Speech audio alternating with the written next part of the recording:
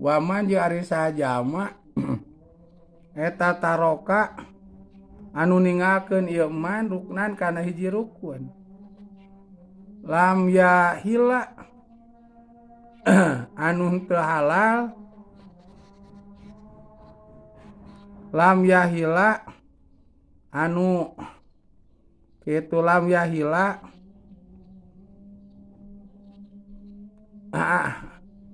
min ihromihi, lam yahila mangka ulah gitu nya. Lam yahila mangka ulah tahalul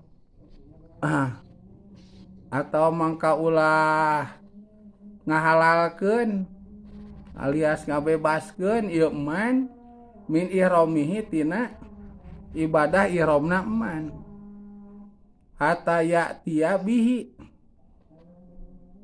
hatta ya'tiya saingga ngalakonan deui ieu man tabihi kana rukun.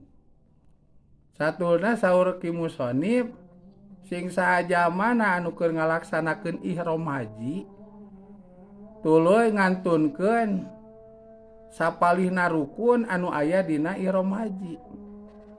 Tah aya nu dikantunkeun rukun tina sapalihna rukun haji eta.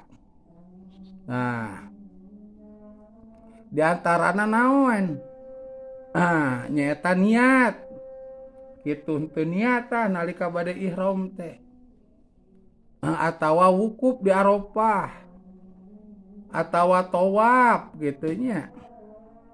Atawa sa'i antara Safa sareng Marwah. Salah sahijina aya anu teu dilaksanakeun.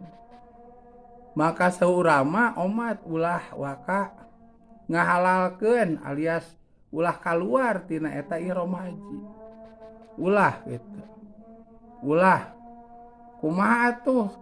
Tah laksanakeun we sasesana ibadah anu kudu dilakukeun dina ihram haji. Kitu. Lamun teh mah encana naon tah tuluy laksanakeun. Kitu anu encana gitu. Tah eta anu teu dilaksanakeunana kudu jadi catetan.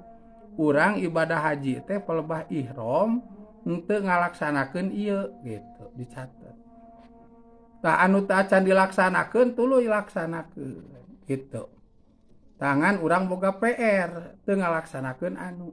Tah kumaha eta anu teu dilaksanakeunana ke pasalna aya di hareup. Waman jeung ari sajama eta taroka anu ninggalkeun ieu man wajiban. Kana anu wajib.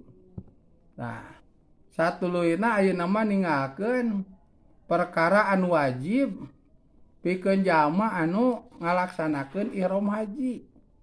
Nah, nu jumlahna 3 nyaeta ngalaksanakeun ihram ti miqat di tapal batas. Tuluy ambalang nya anu 3 teh ya. Tuluy dicukur. Tah salah sahijina teu dilaksanakeun.